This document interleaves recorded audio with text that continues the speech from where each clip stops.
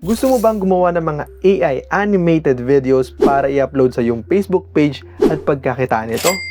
May na-discover nga akong isang AI tool na kung saan in just few clicks makakagawa na tayo ng quality na AI animated videos. At don't worry, kung beginner ka, tuturuan kita step by step. At pag umabot ka sa dulo ng video nito, i-reveal ko yung secret kung paano makagawa ng isang video na mag-i-stand out compare sa iba. Ito nga yung pag-upload ng mga AI animated videos sa Facebook. Alam mo naman natin, napakaraming content creator ang gumagawa ng mga videos sa Facebook. At alam naman natin, nagkakaroon sila ng mga million views at karamihan sa kanila o marami sa kanila ang kumikita ng pera dito sa paggawa ng content. Tayo, kahit hindi tayo sikat, kahit hindi tayo nagpapakita ng muka, pwede tayong gumawa or pwede tayong kumita ng pera dito sa pamamagitan nga ng paggawa ng mga AI animated ng mga videos. Sa mga video na gagawin natin, pwede tayong kumita dahil nga may mga ads na lalabas sa mga videos natin. Yung mga advertisers, nagbabayad sila kay Facebook para yung mga ads nila is mapalabas sa mga content natin. In that way, si advertiser nagbayad kay Facebook, si Facebook bibigyan tayo ng cut natin. So, ganun gumagana itong mga monetization process dito sa Facebook. Doon tayo pwedeng kumita. Paano nga ba tayo kikita dito? May tinatawag nga tayong Facebook Content Monetization. So dati, si Facebook may tinatawag siyang in-stream ads, tapos ads on Reels, tapos may mga tinatawag din na performance bonus. Pinagsama-sama na nga ni Facebook ito sa Facebook Content Monetization. So paano ka nga ba ma-approve dito or ano yung mga requirements para maging part ka ng Facebook Content Monetization? Number 1, syempre kailangan professional mode or naka-Facebook page ka, 18 years old pa above. And then, kailangan pina-follow mo yung partner monetization policies and then yung content monetization policies. Ibig sabihin lang naman itong mga policies lang naman na ito is about lang naman sa integrity ng mga content na ginagawa mo. Make sure na original yung content mo, huwag kang magre-upload lang ng kung ano-anong content. And then, good account standing with no major violations. And then, once na-approve ka na, wala ka nang gagawin dahil si Meta na mismo o si Facebook ang mag-i-invite sa'yo dito sa Facebook Content Monetization. So, magkano nga ba yung pwede mong kitain dito? Yung mga content creator sa Facebook, katulad nila Sir Given or mga iba't iba pang creator, binabayaran sila ng more than $50 to $5,000 per 1,000 views. Pero dahil nasa Pilipinas tayo, alam naman natin, mas maliit yung kinikita ng mga creator dito compare sa ibang bansa. Kasi sa ibang bansa, mas malaki yung binabayad sa per 1,000 views. Dito sa Pilipinas, ito na yung pinaka-average talaga, $50. Pinakamaliit na yan sa 1 million views. Ang nakikita ko, ang pinaka-average is around 200 or may mga $150 per 1 million. Siyempre, depende pa rin yan sa magiging niche and siyempre yung average watch time and napakarami pang factor. Pero yun, tingnan na lang natin yung pinakamababang amount, $50 para sa 1 million views. Mukha lang siyang maliit, pero kung iisipin nyo lang kung gaano lang kadali magka-view sa Facebook, then maiisip nyo na ang laking pera na netong $50. Nasa almost 3,000 pesos na rin yan. Ngayon naman, para masimulan mo na tong pag-upload ng mga AI animated videos sa Facebook, pinaka-importante dito is yung paghahanap ng niche or yung mga content na gagawin mo. Siyempre, hindi naman pwedeng comedy ka, tapos mamaya gagawa ka ng tungkol sa mga politics, tapos paiba-iba. Kailangan may isang focus lang yung content mo. So, first of all, kailangan mo muna mag-search dito sa iyong search bar. Kasi kung hindi ka pa nakapag-search ng about sa AI videos, possibilities is walang mga AI videos sa Reels mo or sa feed. So, syempre, kailangan muna natin ng data or kailangan natin sabihin kay Facebook or maturuan si Facebook na nanonood tayo ng mga AI videos. So, search mo lang AI videos and then makikita mo na dito yung mga ibang AI videos na nagta-trending. Ito, katulad nito, meron siyang 53,000 reacts. Yan. So, napakarami pang AI videos dito. Gawin mo, pag may nakita kang AI video, i-like mo siya. Para yung algorithm ni Facebook is pakitaan ka ng mga gantong videos para lumabas siya dito sa Reels mo. For example, may nakita ka na, kuwari, ito, gusto mo siyang gayahin. Pwede mo siyang i-click. Kung makikita mo, meron siyang 1.2 million followers. And kung makikita mo rin dito, yung bawat videos niya is nagkakaroon ng million, ayan, hundreds of thousands of views. So, ibig sabihin, effective yung ganitong content. Pero may nakita ko isang content kanina nung nagre-research ako. So, ito yung nakita kong niche kanina. Itong Object Talks AI. Kung makikita mo, yan, meron siya ng 38,000 reacts, 40,000. And sa Reels, tingnan natin, kung makita mo, meron sila mga 8.3, 7 million.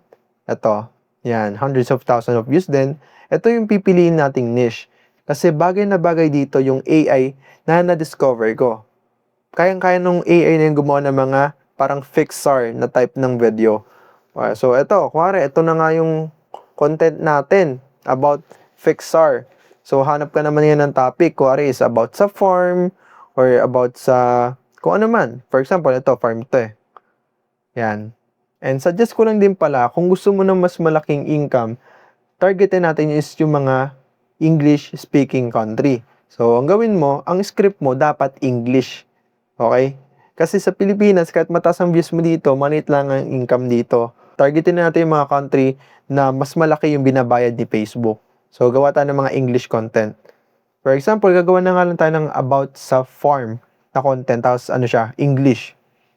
So, gumawa nga ako dito ng mga prompt. So, basically, pipaste mo na lang ito sa ChatGPT mo para makagawa ka ng logo, ng mga script, ng title, at syempre description. Comment mo lang dyan ang AI generated at isasend ko ito sa'yo directly. Ngayon naman, gamitin natin itong prompt na ginawa ko sa paggawa ng logo. So, copy mo lang to. So, ngayon, gamitin natin yung prompt na ginawa ko. So, kakopy mo lang ito. Itong nasa baba na ito. Copy. Punta ka sa ChatGPT, new chat. Tapos, paste mo lang dito. Tapos, pilta mo lang itong page name. Isip ka ng page name. Kuwari is farm ano. So, ayan. Kung for example, farm world. Pwede ka rin naman mag-message dito sa ChatGPT na gusto mong gumawa ng page name. So, bibigyan ka na niya ng suggestion kung ano yung mga magandang name para dun sa magiging page mo. Pero ito, dahil example lang naman ito, inimbento ko na lang siya. And then, sa niche natin is farm. And then, paste lang natin or send na natin. And mag-generate niya siya dito ng image. Which is, ito na yung gagamitin nating logo para sa Facebook page na gagawin natin. So, ayun nga, after few seconds, nakapa-generate na siya ng image. So, kung ako satisfied na, pwede ko na ito i-save. Pero kung ikaw, kung gusto mo pang ipabago, pwede ka dito maglagay ng specific details. Para gusto mo, baguhin tong letter o baguhin tong icon, i-type mo lang dito specifically kung ano yung gusto mong ilagay na details. Para si ChatGPT, i-edit niya yung picture or yung logo natin. So, sa akin, example lang naman to, gagamitin ko na to. So, save lang, downloads, and then, ganun lang. Ngayon naman, gagawa na tayo ng ating Facebook page. Punta ka lang dito sa left, see more, and then, pages. Then, kung nakikita mo tong create page, then public page, next, and then get started lang. Then, yung pangalan, which is ang akin niya, is Farm World. And then, category, pwede ka maglagay dito kung vlog ba. So, gagawin ko na is personal vlog. And then, bio is kahit wag na muna tong bio. So, create page. Then, pwede ka maglagay dito ng website or phone number pero hindi na natin yan lalagyan.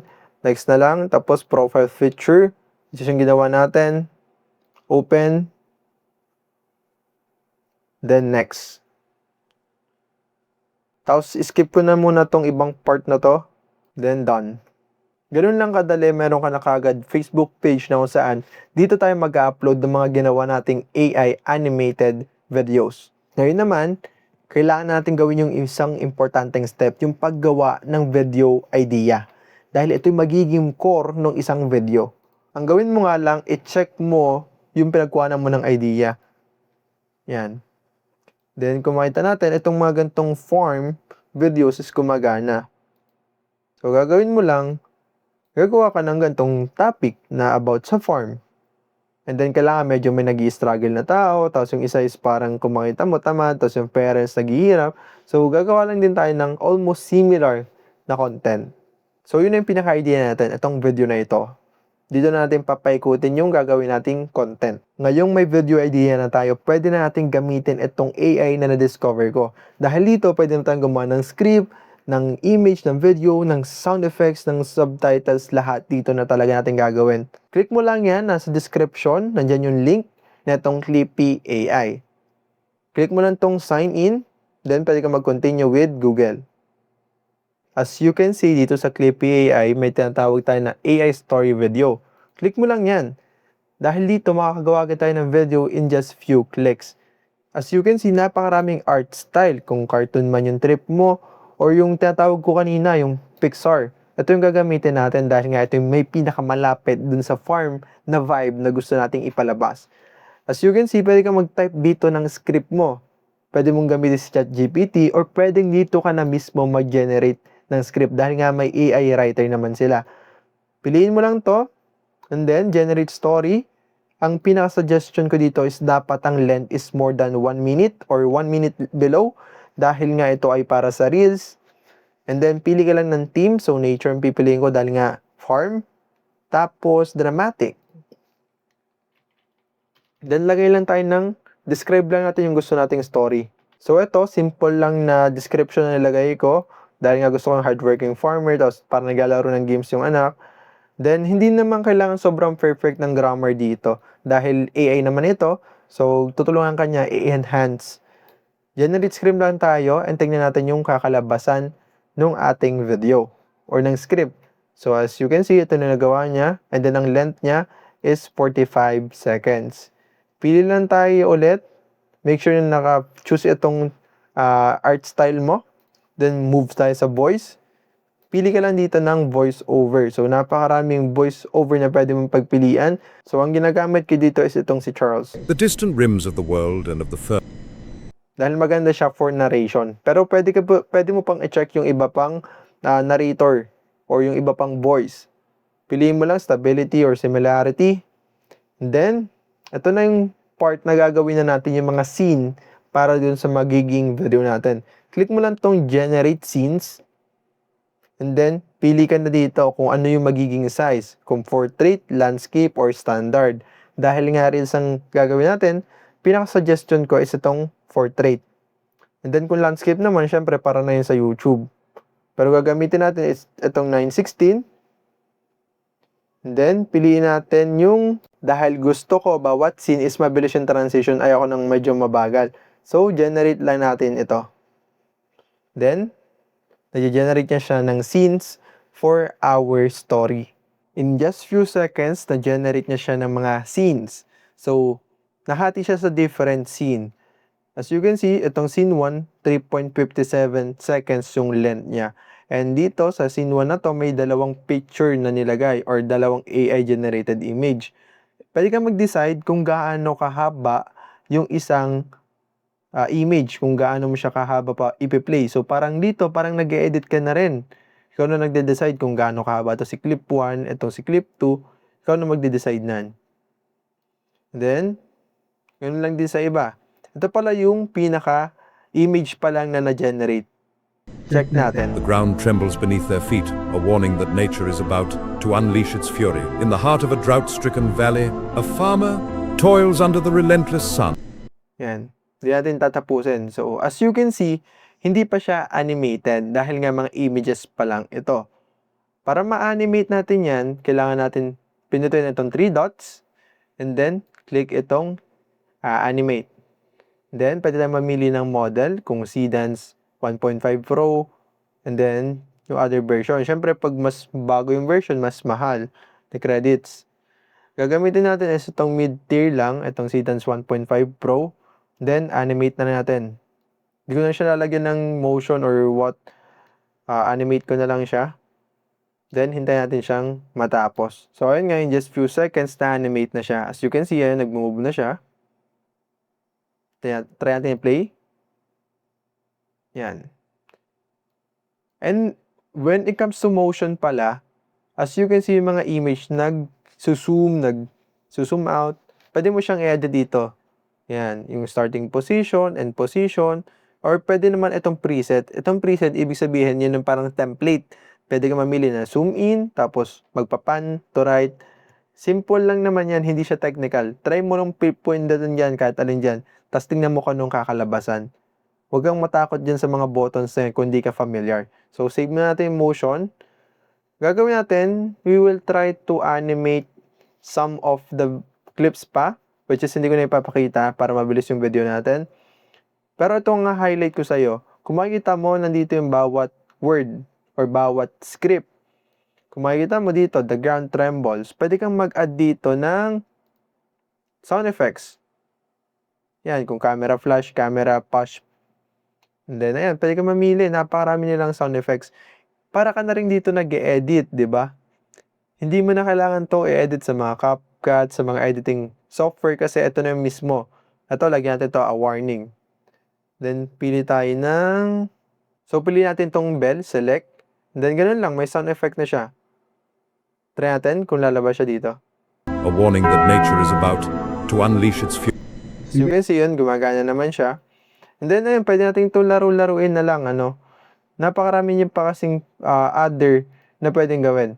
For example, hindi ka satisfied sa image na to, you can do regeneration. Pwede ka mag-generate ng new image. So, malagay ka lang dito ng prompt or yung pinaka-detailed explanation kung ano yung gusto mong kalabasan para magawa niyang image.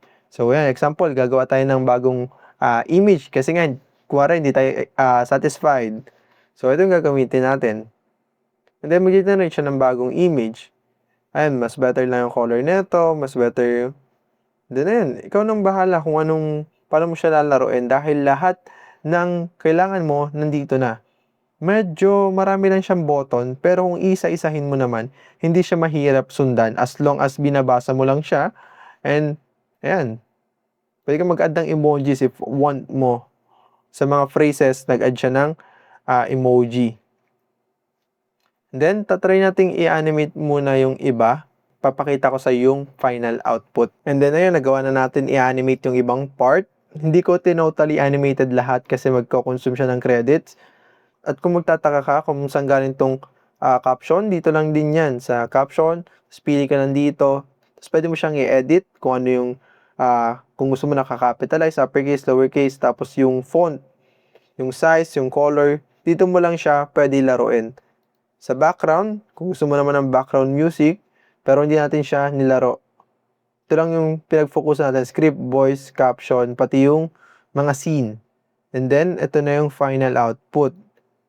Gagawin natin, i-render muna, export muna natin para mapakita ko na sa'yo ng full. So, pwede mo lagyan siya ng name dito, pero hindi natin siya lalagyan. Render video. Ito na nga yung video na nagawa natin. The ground trembles beneath their feet, a warning that nature is about to unleash its fury. In the heart of a drought-stricken valley, a farmer toils under the relentless sun, his hands calloused from years of labor. Yet as he bends to plant seeds, his mind drifts to the digital world, where his son battles monsters and conquers realms. But today the sky darkens and thunder rumbles ominously. A storm brews, fierce and unrelenting, threatening to wash away the fruits of his labor. As rain begins to pour, the farmer realizes that the real game is survival, and the stakes have never been higher. In the end, it's not just crops at risk, it's their very way of life. As you can see, maganda naman yung kinalabasan niya. In just few clicks, may video na tayo. Maganda tong gamitin si Clippy AI para sa mga AI animated videos na gagawin mo at i-upload sa iyong Facebook. So, may other feature pa nga dito si Clippy AI. Ito nga yung AI Playground. Click mo lang yan, drag down, makikita mo dito yung video generator, image generator, and itong tools. Punta na tayo sa video generator. As you can see, kailangan mo lang dito mag-describe ng isang video and siya na mismo yung gagawa. So, ito lang, simple lang yung nilagay ko na description. Pili tayo ng model. Then, ito na lang siguro yung throw pass. Then, pwede ka mamili dito kung text to video. Then, pili tayo ng frame. Pili natin is portrait, 9:16. 1080 ang quality, tapos 10 seconds. Then, generate lang natin siya. 10 seconds. Then, generate. Tapos, hintayin natin siya dito mag-loading sa ating generation. Ganun lang. Few clicks lang ulit to. May video na ulit tayo. Ayun, after few seconds, na-generate na yung nagawa nating video. So, you can see, ito siya.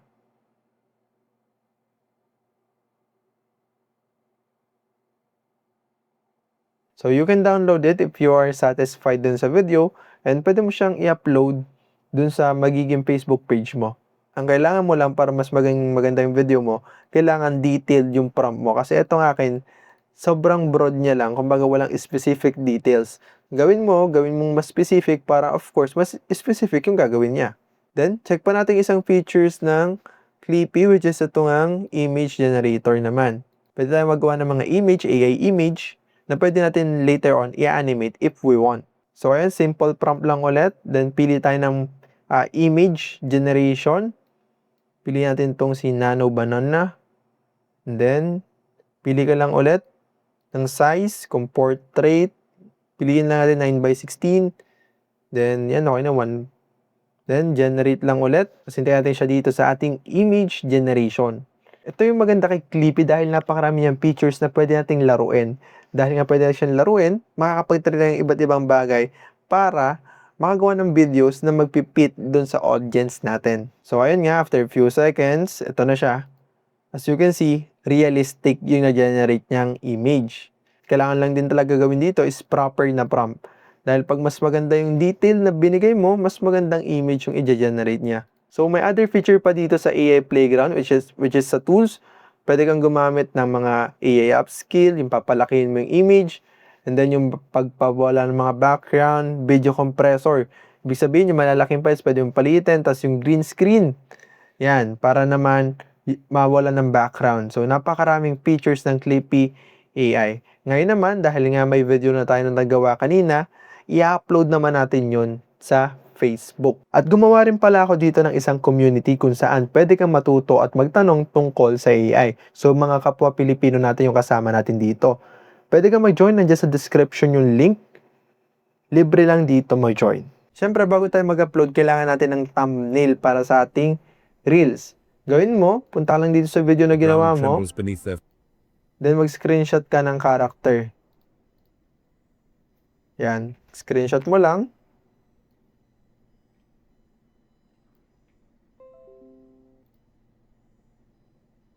Then, copy. Tapos, punta tayo sa ChatGPT. Dito na rin sa pinagawa natin ng logo. Paste mo lang dito. Tapos, i-copy mo yung prompt na ginawa ko sa paggawa nung. Then, i-paste mo dito. Tapos, lagyan mo lang dito yung topic natin, which is farmer. Audience natin is English or American na lang. Then, sinunod natin siya, nagbigay siya ng mga suggestion. Gawin mo lang dyan is generate image now. And then, ito na nga yung thumbnail na ginawa niya. As you can see, napakaganda naman niya. Pleasing. Save image lang. It's downloads. And then ngayon, meron na tayong video, meron ng thumbnail. Punta tayo ngayon sa ating Facebook page. Punta ka lang dito sa Meta Business Suite. Then, mapupunta ka na dito sa Business Manager para tong dito magse-set up or mag-schedule. Click mo lang tong Create Reel. Dito sa may profile mo, Create Reel lang. And then, add mo yung video na ginawa natin or dinownload.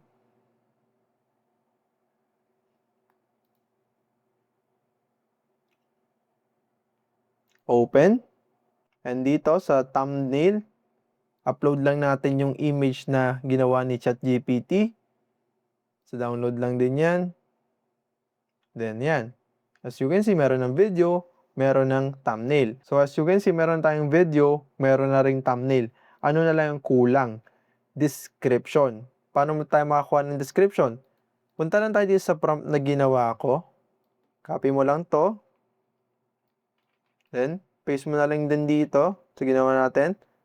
Then, topic natin is about farmer and his son playing games. Mobile games. Then, enter. Tapos, maglalagay siya dito ng description. Then, pwede mo na to i-copy. Then, balik din sa description.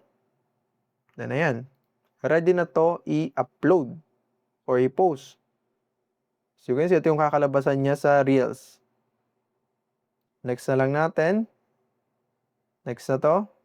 Then, pwede mo siyang i-schedule. For example, gusto mo ng specific date kung kailan siya i-post. Pwede mo siyang i-set up dito kare ngayong Saturday, tas kung anong oras niya. Pero dahil nga sa example na to, gagawin natin is i-upload na agad natin siya. So, share now. and then share. Tapos, mapapublish na yung ating first AI animated video dito sa ating Facebook page. Then yan, ready na nga yung ating Reels. Check na lang this account, Reels. And as you can see, ito yung kakalabasan niya. Maganda yung thumbnail. Then yung description. Then ganun lang. Ganun lang kadali at meron ka na kagad ma-upload sa iyong Facebook page. Take note lang din pala na si Clippy AI ay hindi free. Ito ay isang paid platform. As you can see, nag-subscribe ako dito ng $5. Top up mo lang to. As you can see, ito yung ginamit ko. $5. 500 AI credits na siya. Bawat generation, may katumbas na halaga. For example, ito. As you can see, 17 na agad to. Ito, 85 credits agad yung mababawas. Medyo magastos siya. Pero kung titingnan mo yung level ng output compared dun sa mga pre, walang sinabi. Itong Clippy AI, maganda siya kung gusto mo talaga mag-invest sa paggawa ng mga AI animated videos. Hindi para sa lahat to. Dahil marami pa rin namang free platforms dyan, pero kung ikaw yung tipo ng tao na gusto mo ng quality at yung maaasahan na platform, then I highly suggest na gamitin mo si Clippy AI. Pero kung katulad din ang sinabi ko, kung hindi ka pa naman ready mag-invest, okay lang din gumamit ng mga free platform. Napakarami pa dyan sa internet. Maging resourceful lang tayo. Dahil lumabot ka sa part ng video na ito, i-reveal ko sa iyo kung paano gumawa ng isang video na kung saan mag-stand out compare sa iba. Number 1, pinaka-importante talaga dyan is yung topic. Kailangan yung topic mo is something na pinapanood ng tao or something na may demand. Paano mo yung gagawin? Katulad na ng ginawa natin kanina, humanap ka ng mga channel na nag-perform na. Kasi ibig sabihin yung mga videos nila is something na pinapanood ng tao. Ang gawin mo na lang is lagyan mo siya ng sarili mong twist or bigyan mo siya ng sariling version. For example, yung nagte-trending na video is about sa farm. So ikaw, gawa ka naman ng ibang related din sa farm. Kuwari naman is farm, pero sa fish ka naman. In that way, nako-connect mo pa rin yung demand dun sa gusto mo na nakakapag-serve ka ng sarili mong niche. In that way, mas tataas yung chance mo na magkaroon ka ng views. Pangalawa is mag-focus ka sa hook. Yung first 3 second ng video, yan yung pinakamahalaga. Dahil yan yung magdidictate kung yung mga tao ba ay manonood or mag-skip sila ng video mo. Kaya kung ako sa'yo, pagtuunan mo ng time yan, gamitin mo yung mga prompt natin para masigurado na yung mga tao is manonood ng content mo. At pangatlo, consistency. Simpleng word, kailangan mo lang mag-upload na mag-upload hanggang sa malaman mo kung anong type ng content yung gumagana. Once na alam mo na kung ano yung gumagana sa channel mo, gawin mo, i-double down mo o gumawa ka ng mga content na related pa doon. Kasi ibig sabihin, yun yung mga content na tinatangkilik sa channel mo. So, wag mo sayangin yung opportunity na yon. At kung seryoso ka talaga sa paggawa ng mga AI videos, ginawa ko tong video na to para sa iyo. It's about a AI tool na makakatulong sa iyo. Panoorin mo na ngayon dahil di mo alam kung kailan ulit ito lalabas sa screen mo.